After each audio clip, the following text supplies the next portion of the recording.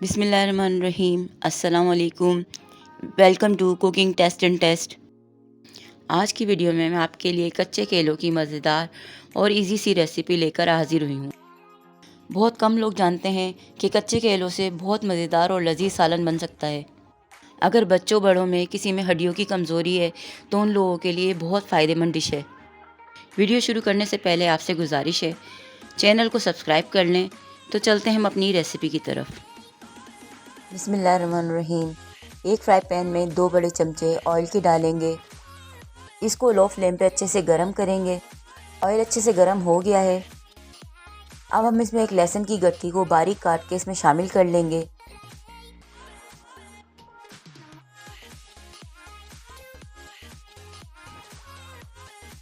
Low flame पे अच्छा सा लाइट गोल्डन फ्राई कर लेंगे।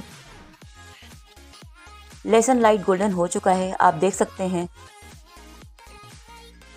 अब जो हमारे पास 1 दर्जन केले कटे हुए हैं, इसको हम इसमें शामिल कर लेंगे और इसको लाइट गोल्डन होने तक इसको अच्छे से फ्राई करेंगे। इसको हल्के हाथ से चलाते रहेंगे ताकि फ्राई पैन में लगे नहीं। अब देख सकते हैं अच्छा सा लाइट गोल्डन कलर आ चुका है।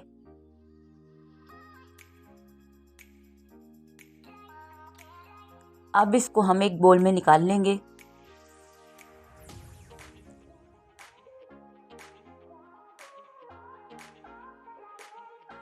केले गोल्डन हो चुके हैं। अब हम इसको एक साइड पे रख देंगे बॉल को। एक अदद हमारे पास दरमियाने साइज़ की प्याज को बारीक काट कर इसमें शामिल करेंगे।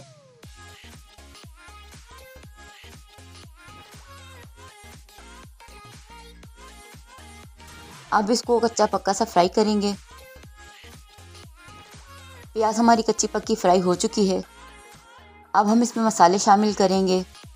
1 चमचा कुटी लाल मिर्च का लिया है, 1 चमचा हल्दी का लिया है, 1 चमचा धनिए का और 1 चम्मच नमक डालकर इसको अच्छे से मिक्स करेंगे।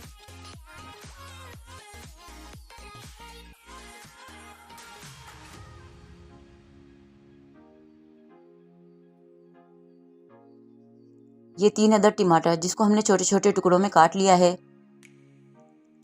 6 से 7 हरी मिर्चें, इनको भी हमने बारीक काट लिया है। इन दोनों को हम इसमें शामिल कर देंगे। अब इसको हम अच्छे से मिक्स कर लेंगे। इसमें पानी शामिल नहीं करेंगे। हम इसको 5 मिनट के लिए इसी के पानी में दम करेंगे। 5 मिनट हो चुके हैं, टमाटर अच्छे से गल चुके हैं। हम इसको अच्छे से भूनेंगे। मसाला हमारा भुन गया है। इसमें थोड़ा सा पानी शामिल करेंगे।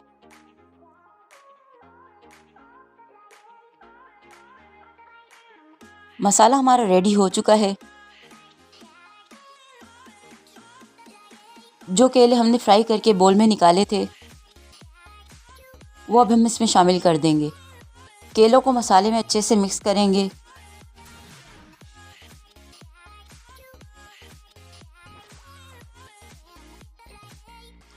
अब 2 मिनट के लिए इसको हम लो फ्लेम पे दम करेंगे।